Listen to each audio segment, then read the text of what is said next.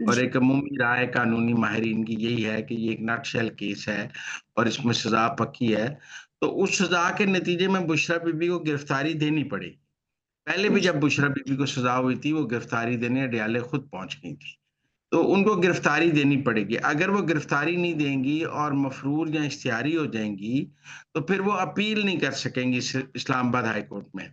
और अगर वो अपील नहीं कर सकेंगी और अपील की मुद्दत गुज़र जाएगी और वो इश्तिहारी रहेंगी, तो फिर उनकी सज़ा बरकरार रहेगी जब भी वो गिरफ्तार हो जाएँ।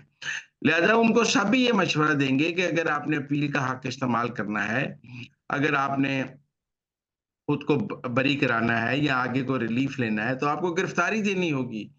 मेरे ख़्याल में जब सज़ा हो जाएगी पीर को, तो वो पीर को गिरफ्तारी दे देंगी और मुझे नहीं लगता कि वो अपनी गिरफ्तारी को डिले करेंगी, क्योंकि डिले करने का एस्टेब्लिशमेंट को फ़ायदा और उनको नुकसान है।